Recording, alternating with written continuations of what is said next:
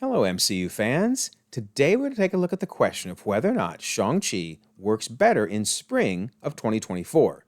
Now, the Marvel Cinematic Universe official timeline book won't be out for another month. However, Amazon.com released the index for it online, and if you look at it close enough, you can pretty much figure out the entire timeline. And we now know that Shang-Chi will indeed be placed in spring of 2024. Now, this completely goes against the Disney Plus timeline, which places it around the July timeframe. And this is the only entry on the entire Disney Plus timeline that does not match the timeline book. It's the only one the Disney Plus timeline got wrong. Amazing. So, what is up with that, right? Well, let's dive right in, see what we can find out. So this is the last day of the September contest on the channel. All you have to do to enter is be a subscriber, leave a comment. The winner will be randomly chosen and announced in early October and can choose from one of these books above. Best of luck. So this is basically a summary of where the series has been so far. And of course, we're looking at Shang-Chi today. And this is what's left to go over. And in fact, notice Winter Soldier, I've just added that one because I got a request to do it. And it is one that did change. And in fact, I don't know that there are many timelines, maybe any, that got it right. The placement makes sense, but based on Agents of S.H.I.E.L.D. and its timeline, there's some changes that need to be made. So we'll go over that. It's interesting, definitely worth talking about. And then we'll conclude with the OG movie itself, Iron Man, and Iron Man 2, because you really can't talk about one without talking about the other. And of course, that brings us into Fury's big week, so we'll talk a little bit about Hulk and Thor as well.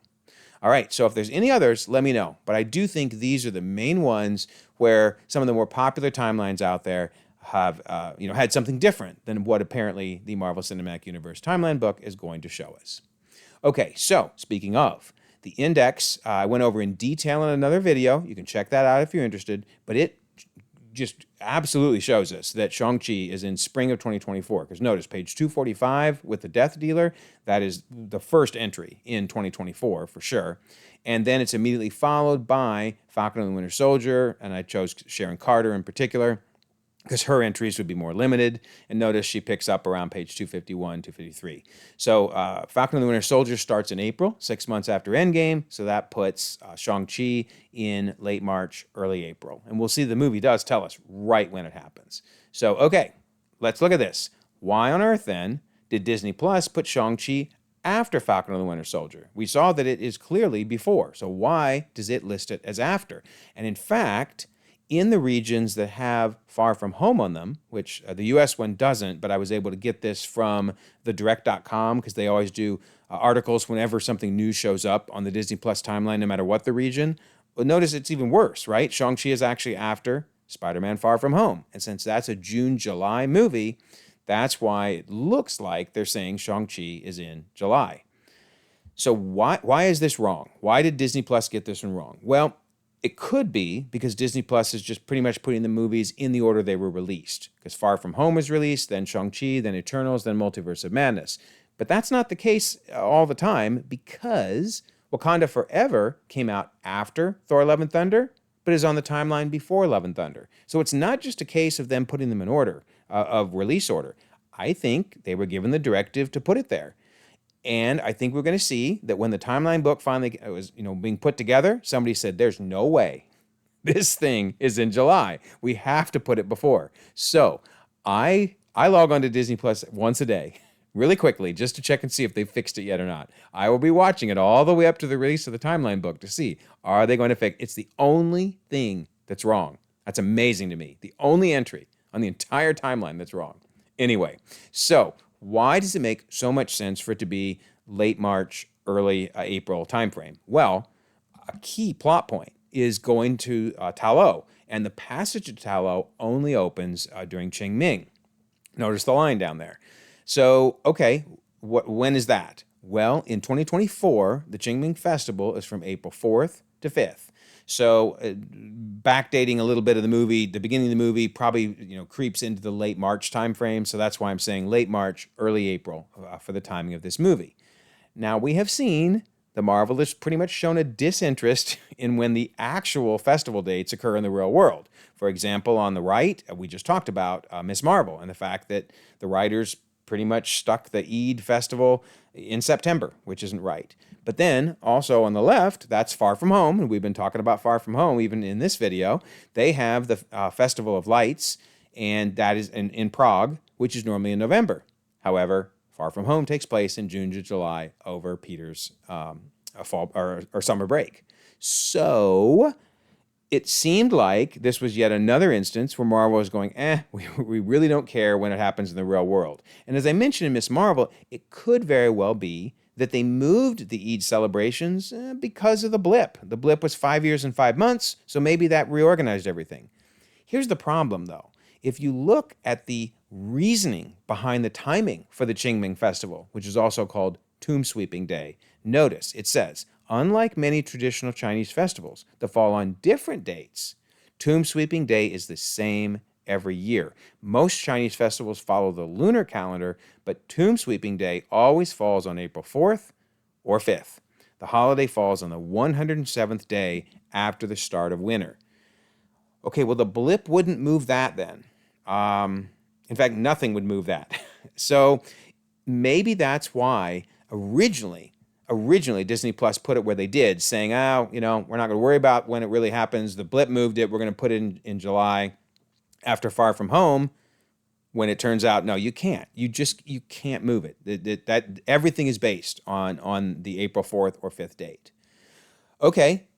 Additionally, there are a lot of hints in the movie that it's happening in spring. Notice the calendar. You can barely see the 4 on the far, far left on the calendar. But more importantly than that, that's probably for 2024. More importantly is spring flowers is the picture. So that really makes you think April. There's a TV guide that says spring's top talent. And granted, I have magazines on my desk from sometimes years old. However, this is TV Guide. You would think TV Guide would have you'd have the most recent issue for that. So if it's talking about spring's top talent, that kind of indicates April timeframe. Then he received some mail, which he says is a few months ago, and notice it's post-dated with what seems to be a December 4th date. So those are a lot of hints that, not only is it during the Qingming Festival, but there's other things to indicate we're talking spring. Well, does it work though? I think the biggest reason that it made more sense, Qingming Festival aside, to be after Falcon and the Winter Soldier is, I think it's just too early after the blip for society to be returning to normal, because we saw what a wreck the world was during Falcon and the Winter Soldier. However, I will say, if there's anybody whose life would probably still be normal, that's the 1%ers, right? Nothing affects the 1%ers. Everything is fine for them. So this dude driving up in his really nice car and heading in to spend a bunch of money, okay, I could probably buy that. The rich are always going to be rich. Remember, Baron Zemo in Falcon the Winter Soldier flew them in his little personal jet.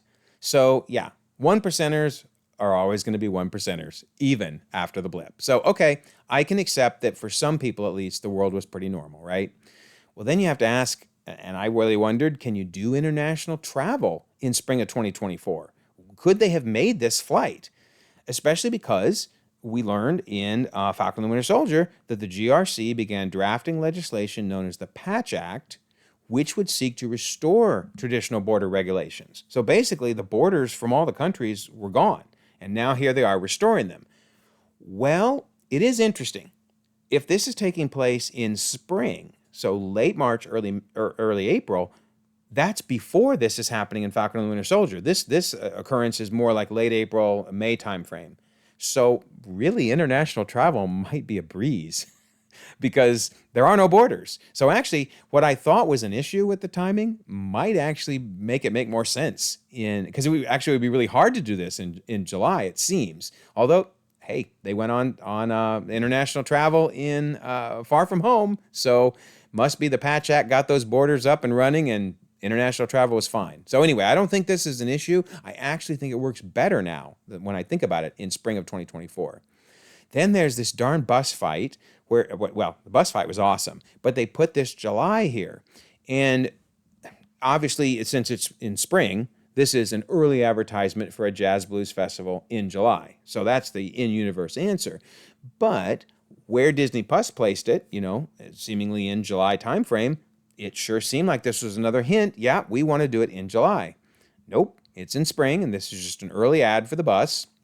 And then one of the reasons, this isn't a big deal, but it kind of made me think, it's one more reason that they put it later in the timeline, is you've got Captain Marvel with her pixie cut on the left in Endgame, and then showing up in the post-credit scene with really long hair.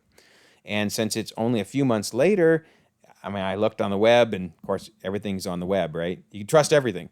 But anyway, it says, how fast does hair grow? Well, on the average, hair grows at a rate of about half an inch per month or 6 inches per year. So she's got quite a growth there for just a few months.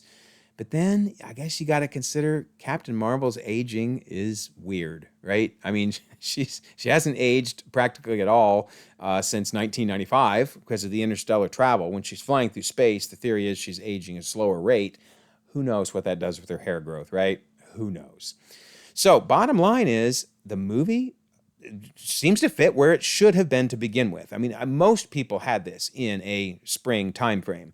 I made the mistake of trusting Disney Plus. Oops. So they better fix this. That's all I can say. But again, this is the only time Disney Plus has been wrong. So I really do think we should trust it in general. And now we find out, do they fix their mistakes? Because I guarantee you I do. Speaking of, here's the timeline, right?